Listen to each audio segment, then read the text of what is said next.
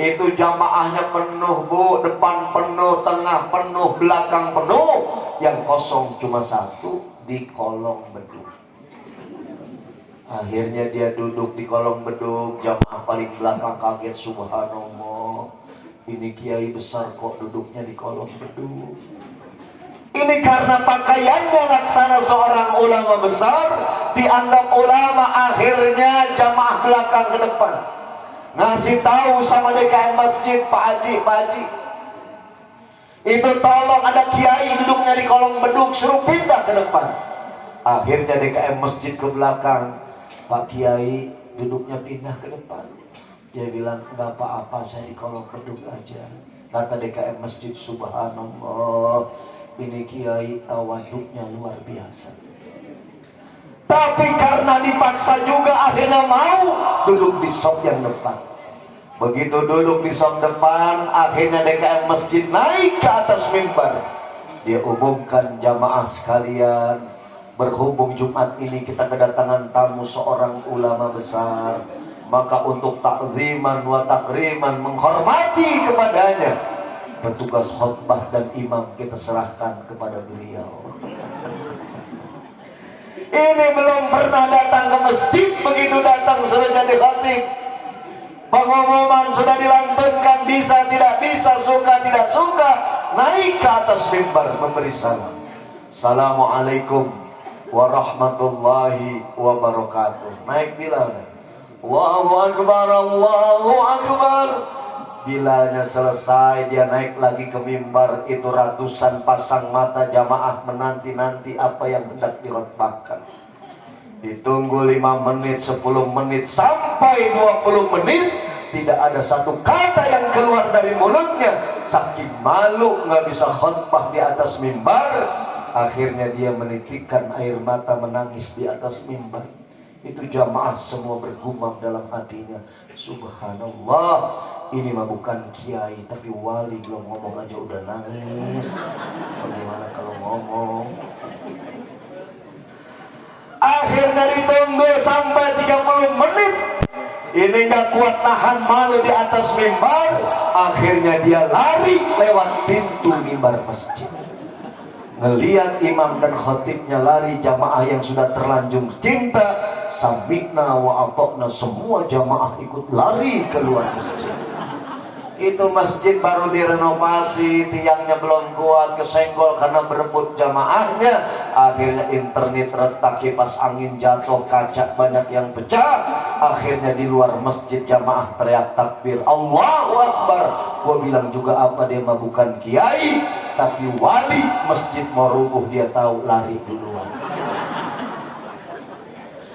Ditolong oleh Allah Subhanahu wa ta'ala.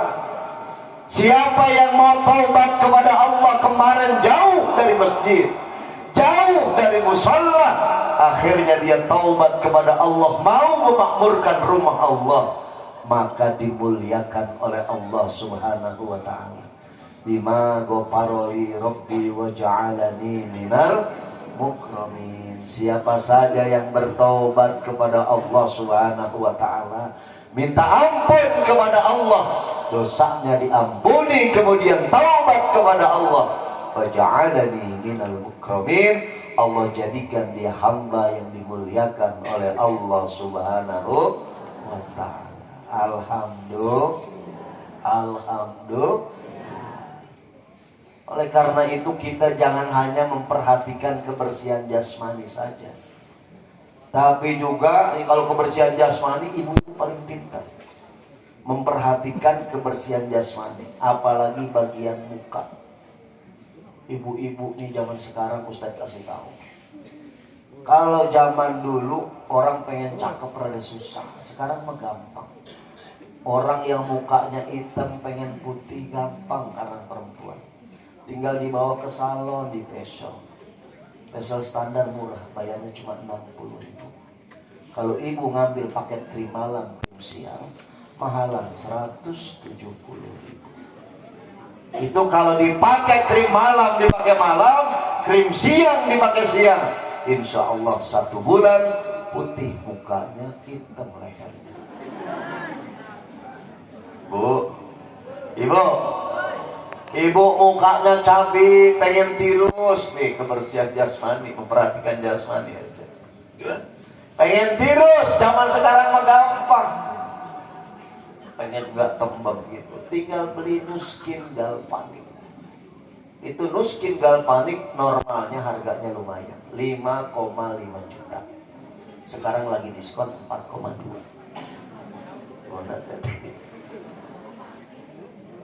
Lipstick ada yang jutaan harganya. Saya suka pengajian bulanan di Jakarta ya, di perusahaan lipstick. Harganya tuh lipstick 2,7 juta. Mereknya Immortal. Ada orang Cibuntu lipsticknya 2,7 juta. Ada enggak? Saya tahu orang sini mah lipsticknya mereknya Kuda Terbang. Itu awetnya hilanginnya pakai tenor sih. Saya tanya sama direkturnya Muslim, orang Padang, Pak, ini lipstick Immortal ngapa mahal? Sampai 2,7 juta. Ini istimewa Pak Ustadz lipstiknya. Kalau dipakai di bibir istri Pak Ustadz gak bikin kaku kayak orang gak pakai lipstik. Udah gitu nih lipstik anti luntur tan. Kesenggol baju gak luntur, mukena gak luntur, jilbab gak luntur, jangankan baju, angkot nyenggol kagak luntur. Luntur kagak menjontor. Kalau lipstik yang di bawah 1 juta banyak, 200.000, 300.000 banyak. Ada yang merek La Tulip, Mirabella, Wardah, Revlon, Majaya, Amarantin, Pon, Cempaka, Maybelline. Ya, hafal lu. Emang nggak boleh Ustadz hafal ya? Kenapa hafal? Dulu sebelum jadi Ustadz saya sales kosmetik. Pantes gitu. Ibu jangan kalah sama bencong. Tahu bencong tahu? Bencong tahu bencong? Bencong orang laki atau orang perempuan? Orang laki tapi dandannya pinter luar biasa. Ya. Itu kalau rias pengantin ada bencong. Kemudian salon banyak bencong. Bahkan Ustadz kalau syuting ya, dulu sama Ustadz Danu siraman kolbu ya. Sekarang di Cahaya Hati Ainus TV. Kalau yang touch up tuh bencong. Suka ya. Jadi jangan kalah sama bencong. Bencong tuh di luar negeri alhamdulillah tahadus binikmah. Ustadz Joker ceramah gak cuma sampai Cicurug doang ya. Allah takdirkan karena dakwah saya bisa dakwah sampai ke luar negeri, ke Hong Kong, Singapura, Thailand, bahkan ke Guangzhou, ke Cina ya. Itu pernah ke Hong Kong paling sering. Setahun bisa 4-5 kali. Di Hong Kong masjid yang gede cuma 2, Tsim Sha Tsui dan di Wang Chai. Kalian pernah ke Hong Kong? Itu kalau di taman di Hong Kong ada Taman Victoria. Tiap malam minggu itu kaum LGBT bebas pacaran. Laki sama laki ciuman, perempuan sama perempuan pelukan. Kalau ada yang negur yang dipenjara karena melanggar hak asasi manusia. Naudzubillah min dzalik. Jadi kalau di sana dia bebas tuh, bencong. Di Indonesia alhamdulillah tidak sebebas di luar negeri. Bahkan ada kemarin yang menuntut pernikahan sejenis dilegalkan di Indonesia. Pemerintah Indonesia tidak melegalkan pernikahan sejenis. Di Indonesia mah bencong gak bebas, malah dikejar-kejar Satpol PP. Ya, sampai nyungsep ke sungai ditungguin sama Satpol PP. Susah, hidupnya susah, matinya juga susah. Nyusahin siapa? Nyusahin amil yang mandiin. Dulu ada bencong mati dimandiin sama amil laki-laki. Sebab dulu tahu jenis kelamin awalnya laki-laki. Disiram palanya amil laki tenang, begitu disiram dadanya amil laki kaget luar biasa. Astagfirullahaladzim. Kenapa ada teteh? Akhirnya amil laki keluar teriak, bukan saya yang mandiin. Ini mah yang mandiin amil perempuan. Lihat jenazah ada payudaranya, cari amil perempuan. Dicari amil perempuan, ketemu dimandiin sama amil perempuan. Siram palanya tenang, dadanya tenang. Nanti dulu udah bawahnya aja. Begitu disiram bawahnya, ambil perempuan, kaget, astagfirullahaladzim. Akhirnya keluar ribut sama ambil laki.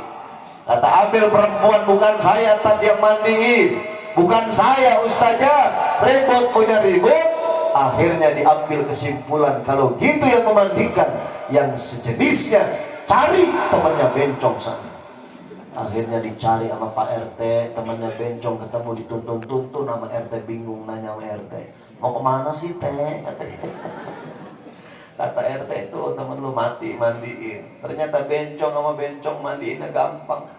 Dia cuma ngambil gayung, gayungnya diisi air, dipegang dengan tangan kiri, tangan kanan masukkan ke air. Temennya yang udah jadi mayit cuma dicipratin air sambil dia bilang, basah, basah, basah. Aku minum dulu ya.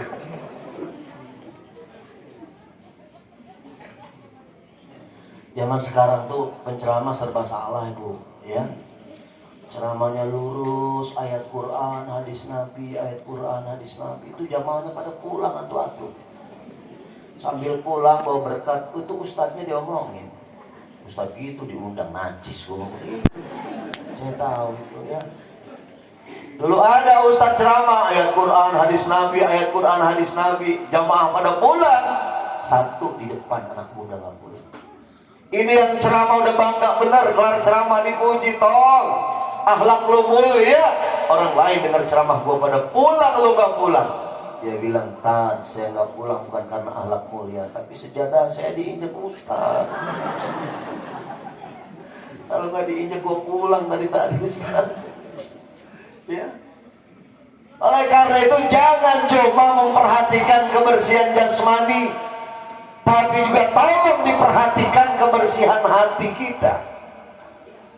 Bahkan orang-orang yang bangkrut, kata Allah Subhanahu wa ta'ala, kata baginda Rasulullah dalam sabdanya, adalah orang yang memiliki penyakit hati. Ini sifat hasud, penyakit hati yang paling berbahaya. Kalau hasud itu bahasa gampang diingatnya SMS. Senang melihat orang susah, susah melihat orang senang. Ya. Kalau tetangganya kesusahan, dia tepuk tangan, mampus lu. Tapi kalau tetangganya lagi senang dan bahagia, dia kebakaran jenggot, kagak senang. Maka berusaha untuk menghilangkan nikmat dari saudaranya itu namanya sifat hasud. Oleh karena itu diingatkan oleh baginda Nabi, iyyakum wal hasad. Jauhilah orang yang sifat hasud, karena sifat hasud ini akan membakar amal kebaikan kita sebagaimana api membakar kayu bakar. Kenapa Rasulullah menggambarkan kayu bakar? Sebab di Arab Saudi susah cari kayu bakar. Yang gampang dicari di Arab Saudi itu batu, kerikil, dan lain sebagainya. Nyari kayu bakar susah. Sama susahnya kita mengumpulkan kebaikan dalam kehidupan kita. Tahajud gampang apa susah? Susah. Istiqomah duha susah apa gampang? Susah. Mengeluarkan zakat, infak, dan sodako, menyantuni anak yatim susah apa gampang? Susah. Berangkat haji dan umroh susah. Ini kebaikan yang kita kumpulkan dengan kesusahan, itu dapat dihapus dengan sifat hasud. Oleh karena itu dalam Al-Quran dijelaskan, al-yawma la yanfa'u malun wala banun. Pada hari itu nanti tidak akan ada manfaatnya harta dan anak-anak kamu, illa man atallahu biqalbin salim, kecuali yang hatinya diselamatkan oleh Allah Subhanahu wa ta'ala. Nih, tasbih inal masjid ilal masjid. Besok Ramadan. Ini Ramadan, bulan paling menggeliat umat Islam untuk memakmurkan rumah Allah. Coba ibu perhatiin kalau Ramadan itu masjid penuh, musola sesak, sholat taraweh berjamaah. Alhamdulillah. Tapi masjid penuh, musola sesak terawih cukup sampai tanggal 10 Ramadan. Tanggal 11 Ramadan jamaah mulai ada kemajuan. Makin lama makin maju, makin lama makin maju. Malam terakhir terawih cuma ada 12, itu bukan orang semua. Satu imam, satu bilal, 4 makmum, 4 lagi tiang masjid. Kemana yang kemarin orang menggebu-gebu sholat tarawih? Bal tuksirunal hayatad dunia, sibuk dengan urusan dunianya. Pominah mana pominah nggak tarawih? Lagi bikin wajib Ustaz. Oh Juju kemana nggak kelihatan? Lagi giling biji ketapang. Pak Haji Suyitno juga nggak kelihatan di masjid, kemana?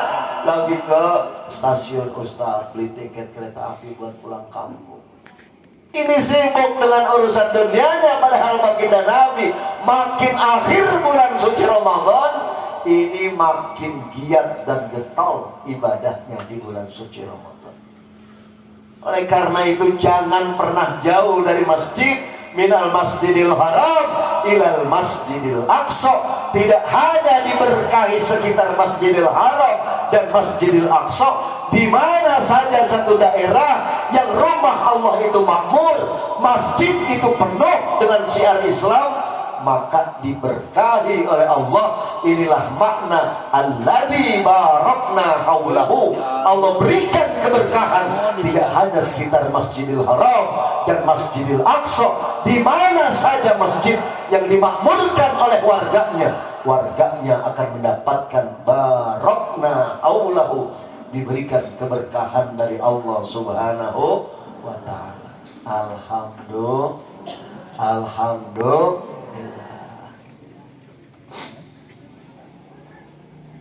Udah 50 menit ya.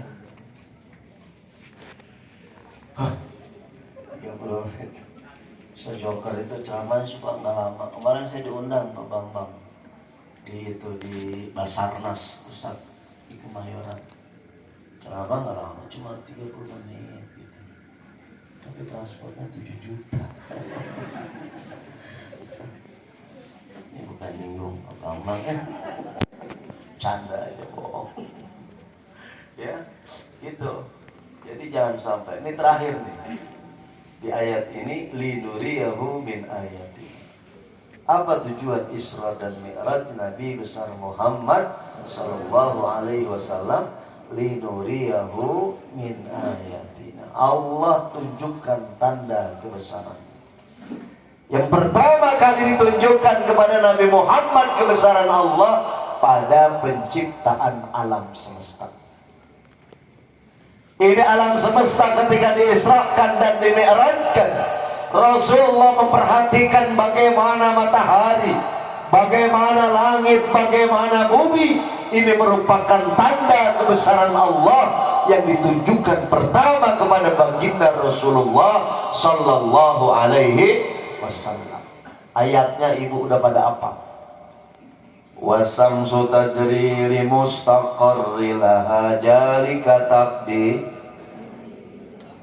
wal qamara qaddarnahu manazila hatta aada kal urjunil asamsu yanbaghi laha an tudrikal qamar wala lailu sabiqun nahar wa kullum fi falaki yasbahun. Ini tanda kebesaran Allah. Dan matahari beredar menurut poros yang telah ditentukan oleh Allah. Wal qamara qaddarnahu, dan bulan pun berpindah-pindah dari satu tempat ke tempat yang lain, ya. Sehingga akhir dari bulan itu bentuknya kal urjunil qadim, bagaikan dahan tandan yang sudah tua yang kita kenal dengan bulan sabit. Ini tanda kebesaran Allah. Beredarnya matahari, berpindah-pindahnya bulan dari manazil, dari satu tempat ke tempat yang lain, ini tidak berubah sampai hari kiamat. Kalau berubah akan terjadi kiamat, berbenturan satu planet dengan planet lain sehingga terjadi kiamat. Saya kasih tahu sama bapak dan ibu, kenapa orang bisa buat kalender pada tahun-tahun yang belum dia alami. Kita bisa buat kalender tahun 2030, 2050, sekarang baru 2023. Bisa buat kalender tahun 3000. Kenapa manusia bisa menerka kapan terjadi gerhana bulan? Bisa mengatakan kapan terjadi gerhana matahari. Kenapa demikian? Karena pedoman perhitungannya tetap tidak berubah sampai hari kiamat. Itulah ilmu falak. Jadi dihitung oleh orang-orang yang ahlinya kapan terjadi gerhana bulan. Kenapa? Karena nggak berubah sampai hari kiamat.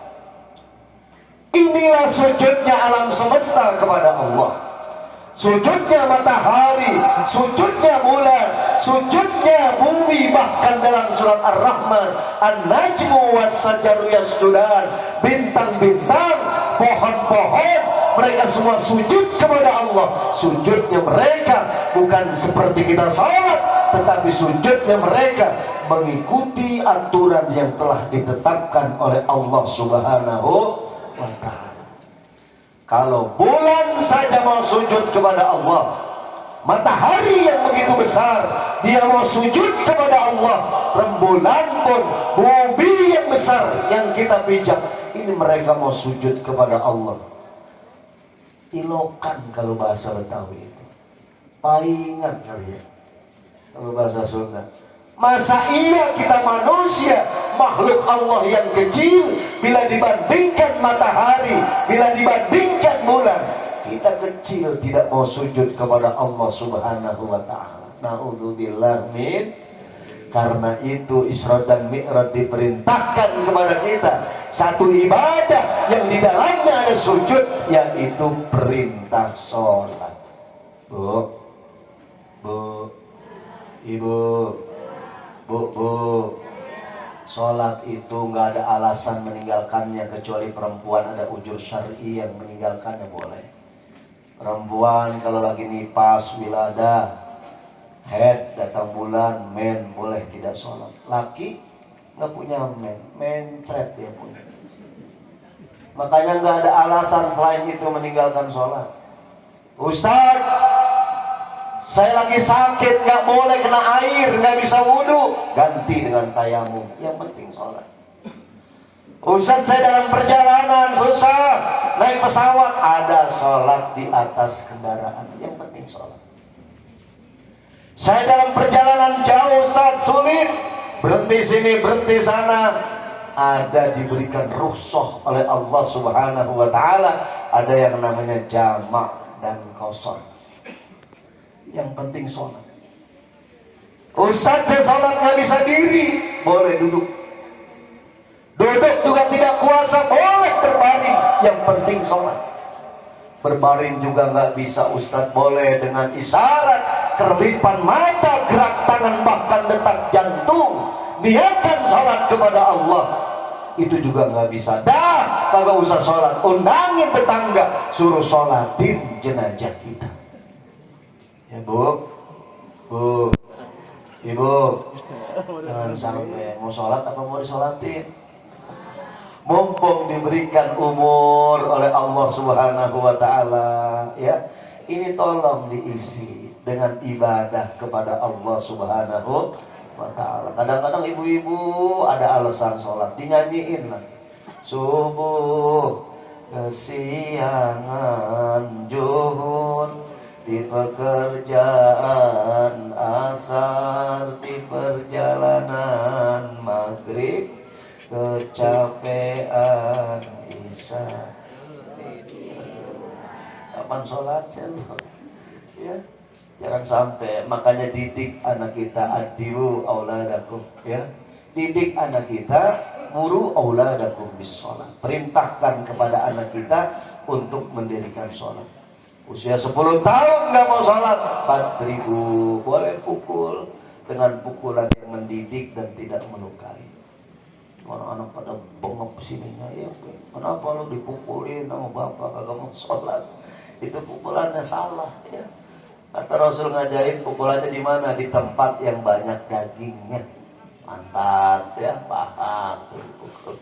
Oh, dulu saya nggak mau sholat di empos sama ibu saya. Tahu di empos nggak? Di empos tuh dicubit, diputer.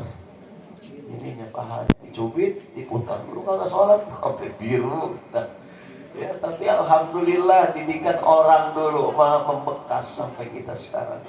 Sehingga kita butuh dengan sholat, tidak hanya gugurkan kewajiban, tapi memang butuh kita dengan sholat. Karena mi'rajul mu'minin, hubungan kita dengan Allah Subhanahu wa ta'ala, orang yang beriman, itu adalah dengan sholat. Ya, sholat itu adalah ibadah yang berbisik di bumi tapi terdengar di langit. Ketika kita sujud berbisik terus doa kepada Allah Subhanahu wa ta'ala, itu didengar oleh Allah Subhanahu wa ta'ala. Oleh karena itu jangan sampai tinggalin sholat, kecuali wanita ada ujur syar'i yang membolehkannya. Terakhir saya mau cerita, dulu ada anak tinggal sama ibunya berdua. Dia disuruh sholatnya susah, kerjaannya cuma main gitar pinggir jalan, nyanyi-nyanyi barat yang orang lain gak ngerti artinya, berikut dia nyanyi gak ngerti artinya. Ini rambutnya dipanjangin sama dia, gondrong. Akhirnya kata ibunya, nak sholat. Bagaimana nanti kalau ibu meninggal dunia, kalau tidak sholat, apa yang ibu pertanggungjawabkan di hadapan Allah? Kata anaknya gini, Bu, saya mau sholat, tapi syaratnya satu. Apa syaratnya? Ibu jangan suruh potong rambut saya yang gondrong. Apa kata ibunya? Udah, nggak apa-apa, gondrong ya gondrong, yang penting sholat, daripada botak nyolong sendal mulu di masjid. Mendingan gondrong. Akhirnya dibelikan busana muslim oleh ibunya, pakai baju kokoh kain sarung, pakai kopiah, ngaca bercermin, mau berangkat ke masjid, kayaknya kok kagak pantes, rambutnya gondrong ke masjid. Akhirnya rambutnya dikuncir-kuncir, dikuntal-kuntal, dimasukkan ke kopiah seperti orang yang tidak gondrong. Begitu mau melangkahkan ke masjid, dia lupa, dia nggak tahu tata cara sholat. Akhirnya nanya ke ibunya, Bu, gimana caranya sholat? Kata ibunya, gampang, sholat mana? Ikuti saja bacaan dan gerakan imam. Ini terngiang di telinga anaknya, gampang nak sholat mah, ikuti saja bacaan dan gerakan imam. Akhirnya datang ke masjid, dia cari persis itu barisan di belakang imam, biar bacaannya gampang terdengar, gerakannya jelas dilihat. Imam takbir, Allahu Akbar. Ini dia di belakang, Allahu Akbar. Gitu. Imam baca Fatihah, Bismillahirrahmanirrahim. Diikuti, Bismillahirrahmanirrahim. Ini kata imam, nih bocah baru sholat udah gangguin gua aja. Akhirnya imam ruku, dia ruku. Begitu imam sujud, ini imam sujud, dia ikut sujud. Imam naik rakaat yang kedua, ini kopiah anak muda kesenggol pantat imam, kopiahnya terjatuh, rambutnya yang gondrong terurai, keinjek sama kaki imam. Akhirnya nih anak muda nggak bisa diri. Kenapa? Rambutnya keinjek. Ini imam anteng, dia nyangka nginjek bulu sejadah. Nih anak muda bingung, mau ngasih tahu imam gimana? Ngasih tahu bahasa Indonesia batal, bahasa Sunda juga batal. Akhirnya dia pikir-pikir, kalau gitu mah gua takbir aja dah. Akhirnya imam lagi baca Fatihah rakaat kedua, Iyyaka na'budu wa iyyaka nasta'in. Ini anak muda di bawah, Allahu Akbar begitu. Kata imam, ini takbir apa? Akhirnya takbirnya tambah kenceng, nih imam belum sadar juga. Kata anak muda, kalau takbir saja nggak akan sadar-sadar rambut gua diinjek. Kalau gitu gua pegang betisnya. Akhirnya dia sambil takbir, dia pegang betisnya, Allahu Akbar. Itu imam setengah tua kaget luar biasa, Allahu Akbar. Akhirnya imam kaget, dia lihat ke belakang, rambut anak muda terurai. Akhirnya dia bilang, jangan-jangan anak muda sakit hati, takut dipukul anak muda. Imam lari keluar, anak muda ingat nasihat ibunya, ikuti gerakan dan bacaan imam. Anak muda ikut lari keluar masjid.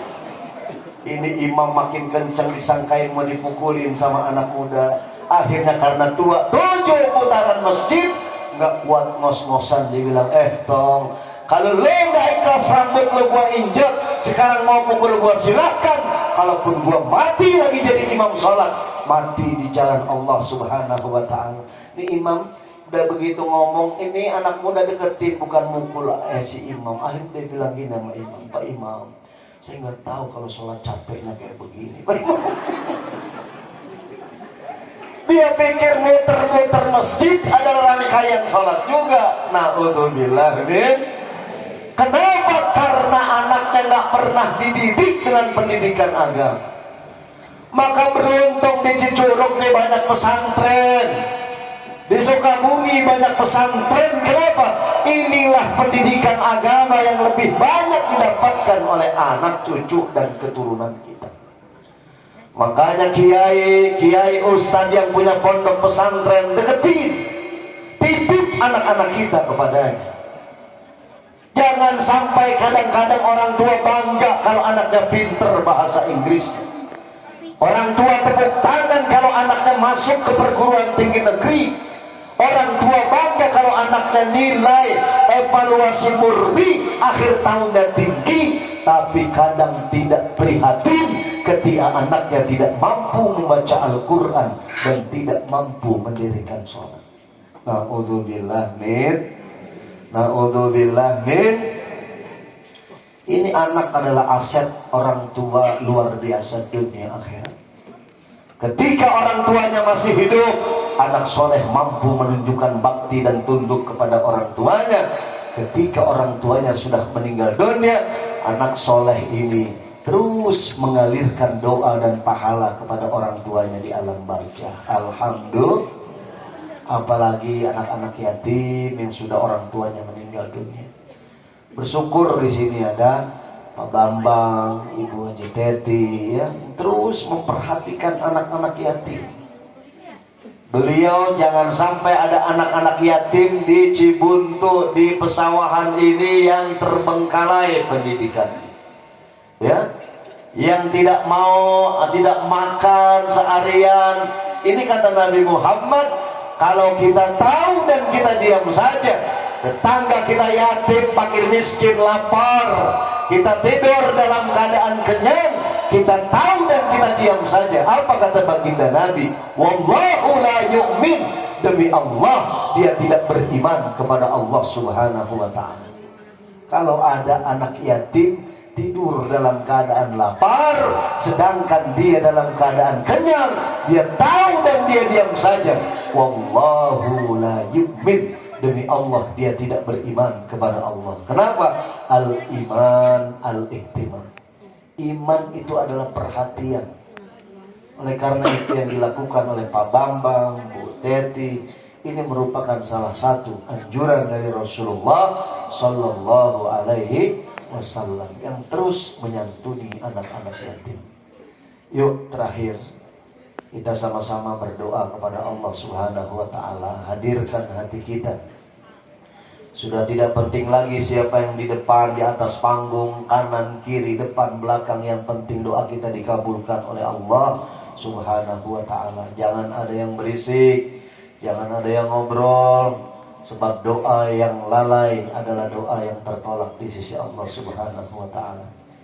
La hadhihi niyah wa likulli niyatin salihah. Wa ila hadratin Nabi Al-Fatihah. A'udzu billahi minasy syaithanir rajim. Bismillahirrahmanirrahim. Alhamdulillahi rabbil alamin arrahmanir rahim maliki yaumiddin.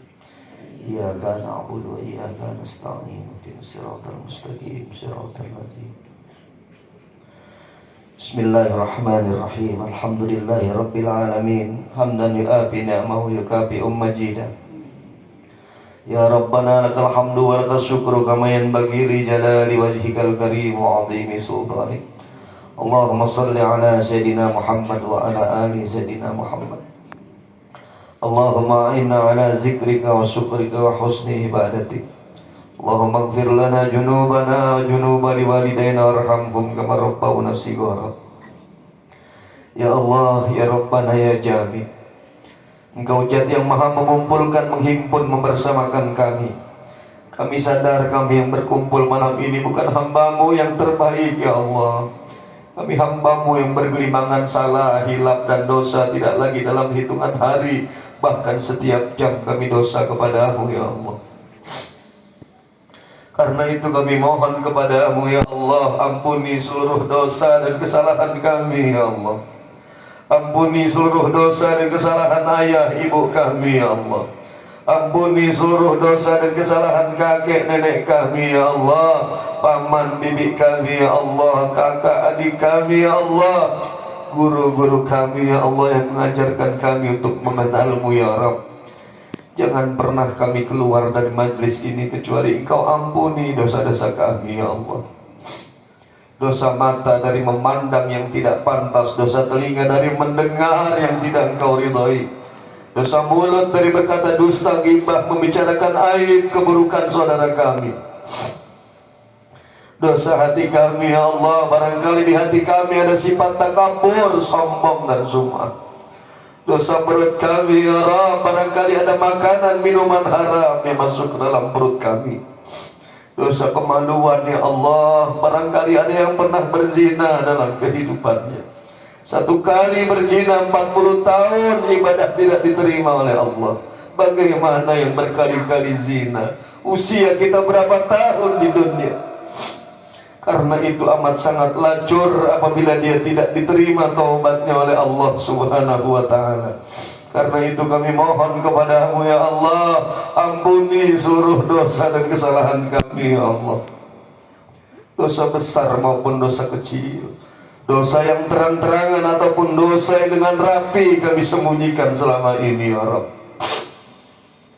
Ya Allah ya Rabbana ya Muqtadir, Engkau Zat yang maha menakdirkan kehidupan kami, takdirkan kehidupan kami jadi kehidupan yang barokah. Takdirkan rumah tangga kami ya Rabb jadi rumah tangga sakinah, mawaddah, warahmah. Takdirkan anak cucu keturunan kami ya Allah jadi anak cucu keturunan yang soleh dan solehah. Ya Allah ya Rahman ya Rahim, Engkau Zat yang maha kasih, yang maha sayang. Kasihi sayangi kedua orang tua kami ya Allah. Kasihi ayah kami ya Allah yang pergi pagi pulang petang peras keringat cari nafkah untuk kami anak-anaknya ya Allah. Kasihi sayangi ibu kami ya Rabb, ibu yang mengandung kami wahnan ala wahnin, susah di atas kesusahan, melahirkan kami, mempertaruhkan hidup dan matinya, membersihkan kotoran kami tanpa keluh kesah. Bahkan ketika kami sakit, ibu kami ikut merasakan sakit ya Allah. Dialah manusia yang tidak pernah nyenyak tidurnya karena menyenyakkan tidur anak-anaknya. Dialah manusia yang tidak pernah kenyang karena mengenyangkan perut anak-anaknya.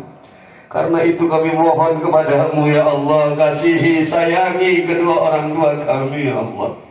Kami belum mampu membalas jasa orang tua kami ya Allah.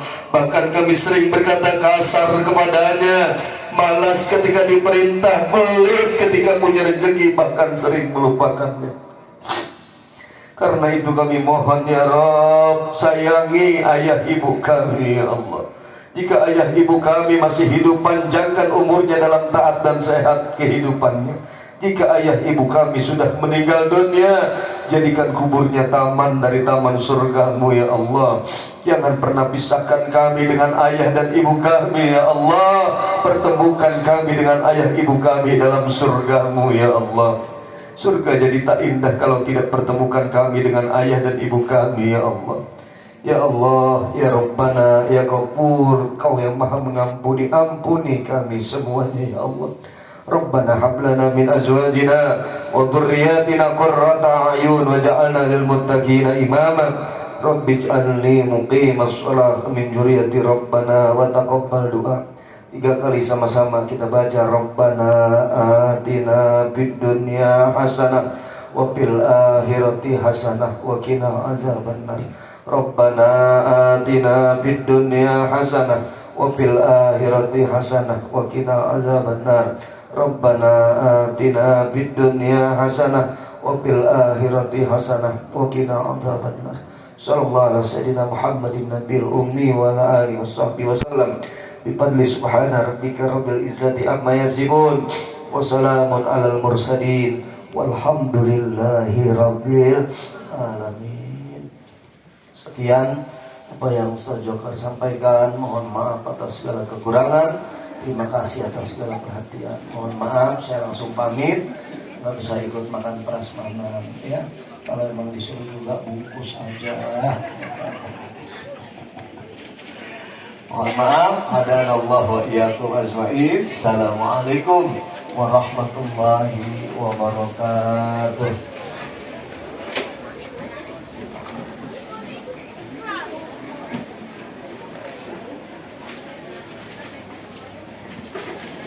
Alhamdulillah kita